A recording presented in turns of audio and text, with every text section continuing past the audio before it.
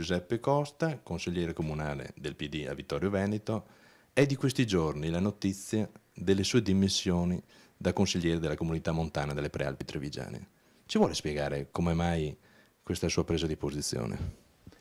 Le dimissioni sono maturate per due fatti. Il primo, abbastanza poco significativo, di non particolare rilevanza, in quanto avevo notato che era stata fatta una spesa dalla Giunta per la ripubblicazione di un testo che senz'altro era un bel testo, peraltro in considerazione che la comunità montana avrebbe subito delle modifiche, trovavo molto inopportuna questa ristampa.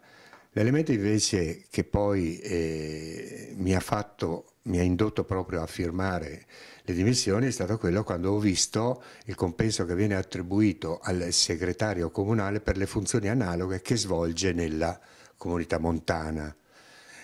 Questo non tanto per il compenso che riceve una persona, ma per la critica varie volte a chi dà questo compenso.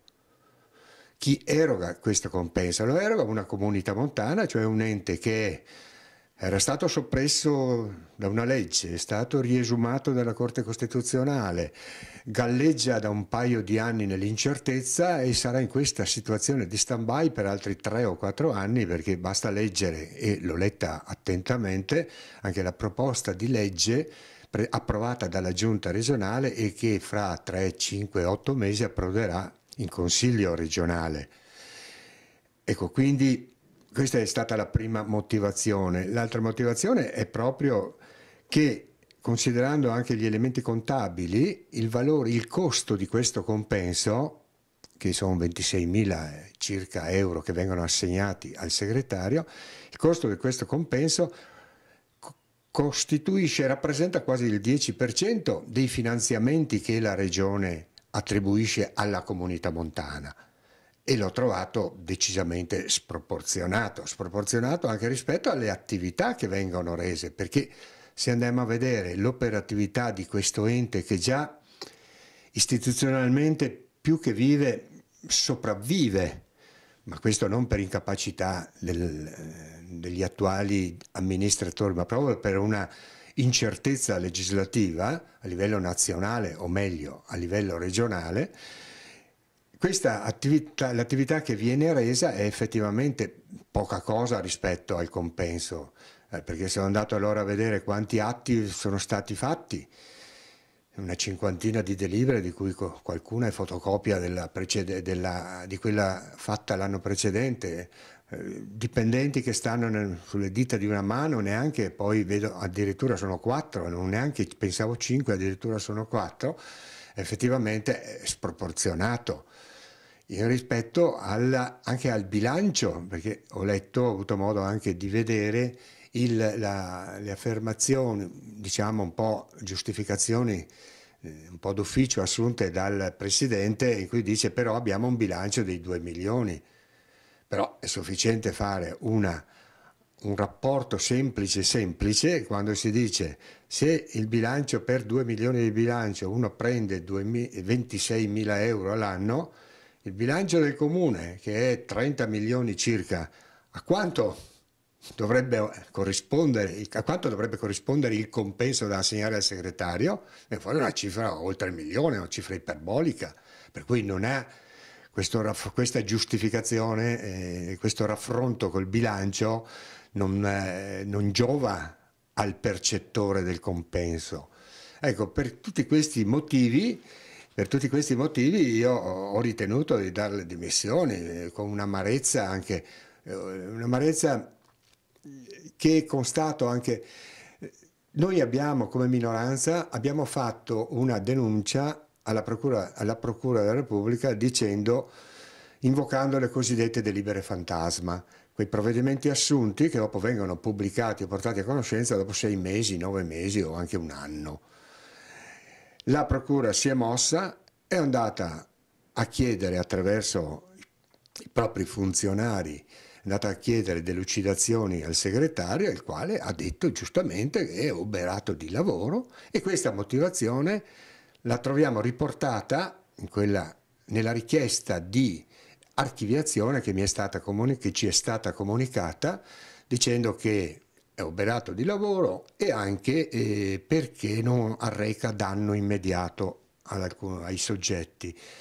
Ovviamente l'amarezza è che il segretario è riuscito, secondo me, anche a intortare, è riuscito diciamo, ad abbindolare la Procura della Repubblica dicendo che ha tanto da fare. Ma certo che ha tanto da fare, perché se oltre a fare il segretario di un comune che è impegnativo, e anche il segretario della Comunità Montana, ha qualche altro incarico a livello provinciale, è consulente in qualche altra realtà, indubbiamente non può seguire bene tutto, perché non mi pare che sia dotato di capacità sovrannaturali, diciamo. Ecco, questo è diciamo un po' l'amarezza che anche constato, cioè io sono felice, io non entro in contrasto, non entro in conflitto con quello che lui percepisce, sono contento quasi che lui percepisca questa somma, perché indubbiamente lavora, però ritengo, ripeto, immorale e indecente chi gliela dà. L'organo che gliela riconosce molto probabilmente, non so se abbia effettivamente questa libertà di darla, probabilmente gli è stato suggerito da altra sponda di dire dai l'incarico a quella persona, perché quella persona ci aiuta in altri compiti.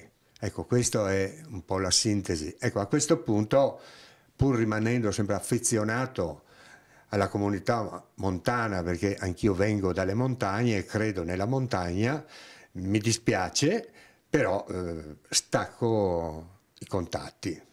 Lei ha dichiarato che questa nomina del dottor Traina è indecente e immorale. Ci vuole spiegare questo suo pensiero? Ma è indecente e immorale, ma la nomina è il compenso, però nei confronti, ripeto, nei confronti di chi ha proceduto e di chi corrisponde questo compenso, perché siamo in un periodo in cui effettivamente le finanze, le risorse sono date col contagocce. Lo Stato non attribuisce un euro, non trasferisce un euro alla regione per questo titolo. E la regione, che già con fatica in questi giorni sta cercando di chiudere un bilancio, tagliando in parecchi servizi, tagliando i fondi per parecchi servizi, io trovo veramente immorale, cioè fuori di ogni logica, riconoscere questo compenso, anche perché il regolamento prevede alcune altre possibilità, che se non c'è un segretario titolare, possono ricorrere ad altri segretari della comunità. E vuoi vedere che non ci sia un altro segretario che magari è disposto per 12, per il 50%, per 13.000 euro a non fare quel servizio? E poi è detto, il regolamento dice prioritariamente ai segretari. Ciò non esclude che possano concorrere o partecipare a questa selezione ipotetica o per questo incarico, possono partecipare anche dei dirigenti comunali della comunità appartenenti a comune della comunità montana, che abbiano ovviamente i requisiti. Per cui con un avviso, tu nell'avviso indichi le condizioni e chi intende partecipare si presenta e partecipa, ovviamente in possesso dei requisiti. Ecco, io ritengo effettivamente una cifra proprio spropositata rispetto anche ai compiti che vengono fatti, che non sono d'accordo anch'io, non sono le 30 e le 50 delibere, ma è anche la responsabilità che ne consegue. Una responsabilità dirigenziale sì, c'è, però è molto limitata. E poi ripeto, se rapportiamo quel compenso ai 2 milioni del bilancio, sapendo che il Comune Vittorio ha 30 milioni di bilancio, di previsione che poi magari si riducono a 25, perché tante alienazioni non vanno in porto, tanti lavori non vengono fatti e ogni bilancio consuntivo vediamo che il vestito si restringe, ecco, lì dovremmo avere allora un compenso che viaggia a centinaia e centinaia di migliaia di euro all'anno. Ora, uno dei due allora di questi valori dovrebbe essere sbagliato. È facile individuare quale, visto che quello che oggi percepisce il dottor Trainer deriva da un contratto nazionale che io ritengo giusto, corretto, adeguato, anche se purtroppo anche per loro è bloccato da qualche anno, e quindi è l'altro compenso che è effettivamente sproporzionato, e questo, in presenza di questo, si chiami traino o pinco pallino qualsiasi, e questo lo trovo effettivamente indecente, ecco. Visto che stiamo parlando di compensi, restiamo nella trasparenza. Quanto percepisce lei come consigliere comunale e quanto percepiva da consigliere della Comunità Montana? Ma qua entriamo un po' nel privato. Il consigliere della Comunità Montana credo non vi è nessuna indennità. Mi pare che nessun amministratore percepisca, mi pare, ma non sono andato a chiedere. Come consigliere comunale non so quanto percepisco, perché ho dato l'ordine di girarlo direttamente ad altri, di devolverlo a un istituto qui di Vittorio Veneto, come altri consiglieri lo fanno, sia di maggioranza che di minoranza, ecco. So che qualcun altro lo fa, però ecco, quindi io non percepisco alcunché.